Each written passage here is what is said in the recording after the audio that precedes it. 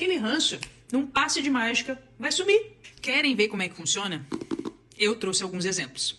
Antes mesmo de começarmos a governar, tivemos que buscar os recursos para cobrir o rombo bilionário deixado pelo governo anterior. Sou obrigada a concordar. Afinal de contas, depois de 8 anos no vermelho, o governo anterior deixou um superávit de 54 bilhões de reais. Imagina o desafio que é iniciar um mandato tendo que buscar recursos para cobrir o rombo que é um superávit. O salário mínimo voltou a ter aumento acima da inflação. Outra coisa muito boa pra gente falar, porque depois da prometida valorização, finalmente saiu um aumento digno do salário mínimo e o brasileiro pôde contar com R$18 a mais do seu salário. Porra! Aprovamos a igualdade salarial entre mulheres e homens. Essa conquista é inédita, tanto que a lei da igualdade salarial ela já existe desde 1943. Reforçamos o SUS. A farmácia popular está de volta. E a farmácia popular voltou bombando, hein? Com um corte de 292 milhões em 2024. Melhor? Impossível, né? Ampliamos os recursos para as universidades. O que é inegável, convenhamos, né? Exemplo disso é a Universidade Federal da Bahia, que teve um corte de 13 milhões no orçamento. Esses recursos foram tão bem aceitos pelas universidades que várias delas pelo país entraram em greve como forma de agradecimento. A proteção do meio ambiente voltou a ser prioridade. Esse é outro tema que deixa a gente muito aliviado. Começamos o ano de 2023 com um recorde de desmatamento no Cerrado e o segundo pior índice na Amazônia. E não ficou por aí. Esse ano seguimos batendo recorde, dessa vez de número de queimadas na Amazônia desde 2007. Isso é um feito a ser celebrado.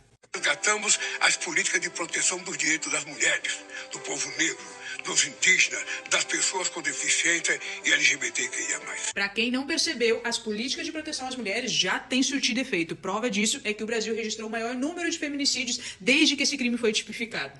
Os negros também têm tido um olhar muito atento desse governo. O resultado é que em 2023 nós tivemos um aumento de 127% nos casos de racismo. Finalmente um governo atento a isso. Os Yanomamis também receberam a visita do presidente no início do mandato, que declarou estado de emergência para o cuidado dos Yanomamis, e o resultado desse compromisso é que depois de um ano subiu o número de mortes dos indígenas. Não tem como negar que esse governo entrega o que promete. E a comunidade LGBT não ficaria de fora das pautas prioritárias do governo, e a gente pode ver que em 2023 tivemos um aumento de 42% dos assassinatos de LGBTs. Eu não me lembro de ter visto um governo com tanta eficiência, tanta preocupação e tanto amor por sua população. Não abrirei mão da responsabilidade fiscal. Sério, quer presidente melhor que esse? No primeiro semestre de 2024 nós tivemos um rombo de 68 bilhões. E considerando os juros da dívida, o déficit nominal desse governo já bateu o recorde de mais de R$1 trilhão. Olha, isso é para poucos. Aprovamos uma reforma tributária que vai descomplicar a economia e reduzir o preço dos alimentos e produtos essenciais. Essa eu tive que deixar por último. Com a aprovação da reforma tributária, o Brasil pode ter o maior imposto de valor agregado do mundo. Vai dizer que essa também não arrepia vocês de orgulho? E aí, faz ou não faz sentido? Quando a gente saca a lógica do discurso do presidente, é só mudar a estratégia que fica tudo mais fácil. E confesso que até um tiquinho mais divertido. No meio de tanta desgraça, né? Experimenta vocês aí também.